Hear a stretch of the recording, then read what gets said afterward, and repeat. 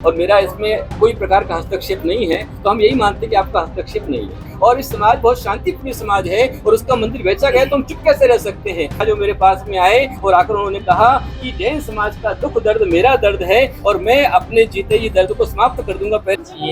यहाँ पर पुणे के सांसद मुरलीधर मोहोल आए थे और उन्होंने कहा कि मैंने उनको बुलाया, तो मैंने यहाँ के पालक मंत्री, महाराष्ट्र के मुख्यमंत्री, महाराष्ट्र के पुणे के सांसद, मैंने सभी को आह्वान किया था, क्योंकि हम सभी को आह्वान करते हैं, इसलिए मैंने उनको भी आह्वान किया था और सबको आह्वान किया था कि ये जैन समाज पर बहुत बड़ा संकट आया है कि जैन समाज का अधिकार छीना जा रहा है, उसको बेचा जा रहा है, तो इसके विरोध में इसका न्याय करने के लिए आप यहाँ पर आइए। मैंने बुलाया था, मोहोल को भी मैंने बुलाया था, मैंने अजित पवार जी को भी बुलाया था, मैंने सीएम को भी बुलाया था, मुख्यमंत्री को मैंने आह्वान किया था, और उनमें से अभी मोहोल हमारे पास में यहाँ पर आए हैं और उन्होंने यहाँ पर दर्शन किया है। अभी प्रश्न ये उपस्थित हो रहा है कि उनका नाम जो है वो पूरे इस मामले में आया था, उनका ही दोस्त की कंपनी थी, लेकिन अभी वो यहाँ पे आने के बाद उन्होंने बाहर बताया कि आपके बाद सकारात्मक बातचीत हो गई है, आपका भी कोई ऐसा इशू जो है तो वो नहीं है। नहीं, देखिए ऐसा है कि वो जो मतलब सांसारिक मसले हैं, कौन इसमें है कौन नहीं है वो मुझे पता नहीं, मैं जानता नहीं उस विषय को, पर उन्होंने कहा कि मैं जनप्रतिनिधि हूँ और मेरा इसमें कोई प्रकार का हस्तक्षेप नहीं है, तो हम यही मानते हैं कि आपका हस्तक्षेप नहीं है। कोई बात नहीं, हमको तो पता नहीं, लेकिन हमने उनसे ये कहा कि आप हमारे जनप्रतिनिधि हैं, आप हमारे सांसद हैं, आप यहाँ के राजा हैं और ये सारी प्रजा है, तो जो प्रजा के साथ में अन्याय हो रहा है उसके साथ में आप खड़े होइए और इसका प्रतिकार कीजिए। जो बोगस डील हुई है, सेल हुई है, उसको कैंसिल कीजिए। तो उन्होंने मुझे समय दिया है, उन्होंने कहा है कि मैं इसको जो है समय के अंदर, सीमा के अंदर, मैं आपके अनशन से पहले इस डील को कैंसिल करा दूंगा, पूरी ताकत इसमें लगा दूंगा, ऐसा उन्होंने कहा है। और मैंने फिर भी उनसे कहा है कि साधु होते हैं, साधु के वचन होते हैं, साधु हमने तो हमारा दिन भगवान महावीर स्वामी को सौंप दिया है। मैंने उनसे कहा कि यदि हमारे भगवान रामलला का मंदिर कोई ट्रस्टी भेज देवे तो क्या हम चुप रहेंगे, सरकार चुप रहेगी? नहीं रहेगी। तो इसी प्रकार से भगवान महावीर स्वामी का ये मंदिर, जैन समाज अल्पसंख्यक में बहुत छोटी समाज है और इस समाज बहुत शांतिपूर्ण समाज है और उसका मंदिर बेचा गया तो हम चुप कैसे रह सकते हैं। मैंने उनसे कहा है कि समय सीमा के अंदर में यह डील कैंसिल होना चाहिए और पूरा उसकी पुनरावृत्ति नहीं होना चाहिए। ऐसा पक्का काम हो जाएगा तभी हम आश्वस्त हो सकते हैं, और यदि 1 तारीख के पहले ये काम नहीं हुआ तो मैंने कहा है कि मैं निश्चित रूप में अपने प्राण छोड़ सकता हूँ, लेकिन प्राण को नहीं छोड़ूंगा। हमने भगवान महावीर स्वामी को जीवन सौंप दिया है, तो भगवान महावीर स्वामी के लिए हम शांत नहीं बैठेंगे।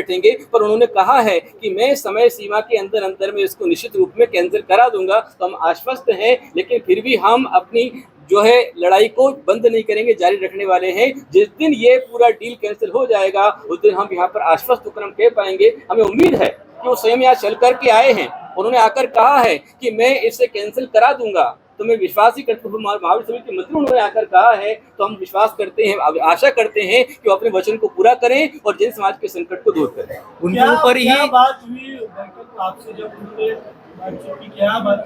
उन्होंने यही कहा जो मैंने आपको बताया, वही मैंने कहा अभी जो आपको बताया। उन्होंने कहा कि मैं जनप्रतिनिधि हूँ, मैं यहाँ का सांसद हूँ और मुझे आना चाहिए था, पर मेरे कुछ कर्म है, मैं नहीं आ पाया, और साथ में मेरे ऊपर बहुत सारे आरोप प्रत्यारोप आ रहे हैं, लेकिन मैं इसमें नहीं हूँ और फिर भी मैं समाज के साथ खड़ा हूँ और मैं समाज के साथ अन्याय नहीं होने दूंगा। कुछ भी ताकत लगानी पड़े तो मैं समाज में अन्याय नहीं होने दूंगा, ऐसा उन्होंने उनको आश्वासन दिया है। जो डील हुई है और जो डील की उसके बाद आज उनका कुछ रुख बदला हुआ लगा, मतलब वहां से कुछ हिले हैं या नहीं दिख रहे थे? ये बता रहे थे कि मेरे वो दोस्त हैं। सबसे बड़ी भूमिका रही है तो पूरी समाज की एकता। जब पूरा समाज, सकल समाज, सारा पुणे महानगर के सभी जनप्रतिनिधि और सारे लोग एक साथ मिलजुल कर जैन समाज के साथ में आए, हर पार्टी, हर पक्ष ने, हर धर्म ने, हर मजहब ने, हर संप्रदाय ने जब हमारा साथ दिया और एक साथ ही मोर्चा निकला, तो मोर्चा निकलने के पश्चात हमारा मीडिया एक्टिव हुआ। मीडिया भी हमारे साथ नहीं था, पहले मीडिया के पास हमारे लोग जा रहे थे, मीडिया हमारे साथ नहीं था। पर जब एक साथ में 17 तारीख का मोर्चा निकला और मीडिया ने इस विषय को उठाया, तो मीडिया के सहयोग से आज इस मुकाम तक हम पहुंचे। मीडिया का बहुत बड़ा सहयोग है।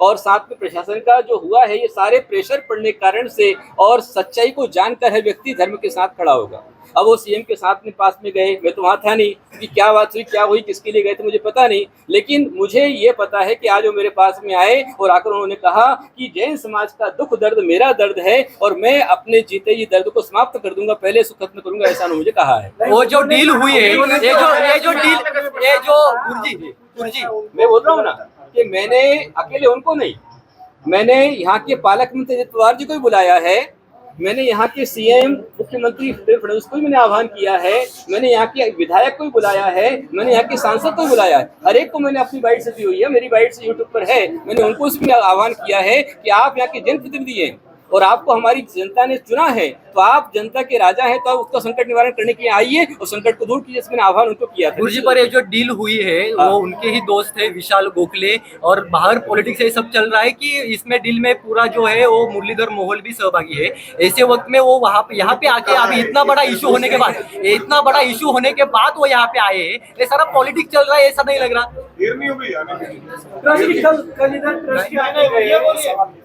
देखिए ऐसा है कि अभी आपने पूछा कि वो इसमें है अथवा नहीं है, वो लिप्त है अथवा नहीं है, उन्होंने स्पष्ट रूप से कहा है कि मैं इसमें लिप्त नहीं हूँ।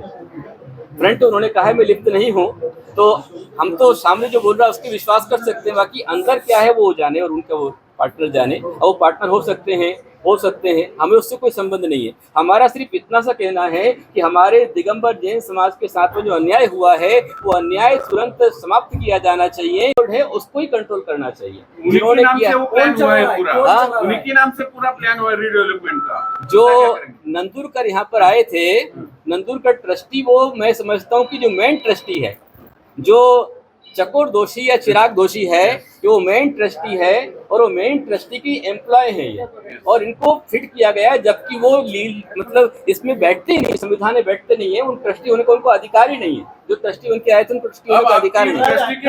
क्या मांग क्या है? मेरी ट्रस्टी से एक ही सबसे विशेष मांग है कि अब भी जग जाओ, अपनी सद्बुद्धि को जगाओ, और जो तुमने पाप कार्य शुरू किया उस पाप कार्य को तुरंत बंद करो, ये डील जो है कैंसिल करो, और साथ में आगे ऐसा पाप करने की सद्बुद्धि लेकर नहीं जाओ। इसके साथ में पूरे देश के जितनी संस्थाएं हैं, जितने ट्रस्टी को आह्वान करना चाहूंगा कि आप समाज के विश्वस्त हैं, ट्रस्टी के विश्वस्त हैं, आप समाज का विश्वासघात मत कीजिए, समाज का विश्वास मत तोड़िए, और विश्वस्त रह करके उस संस्था की रक्षा कीजिए, संवर्धन कीजिए। जो इसको इस तरह से बेचने का प्रयास करेगा उसके साथ में ऐसा ही व्यवहार किया जाएगा, किसी को भी बेचने का अधिकार इसमें नहीं है। 28 तारीख को फिर से एक बार सुनवाई है, हम देख रहे हैं कि यहाँ पे हर रोज प्रार्थना भी हो रही है, किस तरीके से देखते हैं 28 तारीख को जो सुनवाई है, क्या आशा लगाकर? देखिए, प्रार्थना और भक्ति की तो बहुत बड़ी शक्ति है।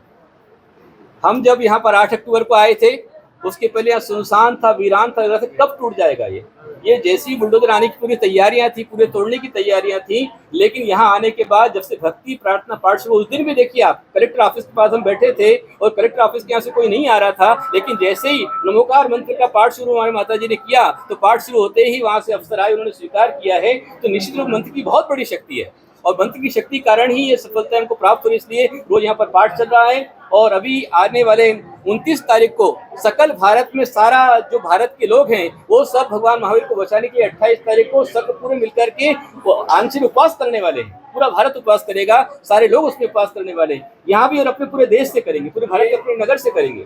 ये मंदिर बचाने, इस मंदिर को बचाने के लिए सब उपवास करने वाले, पूरा भारत में सारे जैन और जैन के साथ जितने भी मित्र हैं नॉन जैन और सबके 28 तारीख को एक साथ उपवास करने वाले, और 29 तारीख से यहाँ पर HND बचाओ महाविधान यहाँ पर होने वाला है। 8 दिन का विधान है, विधान करने वाले।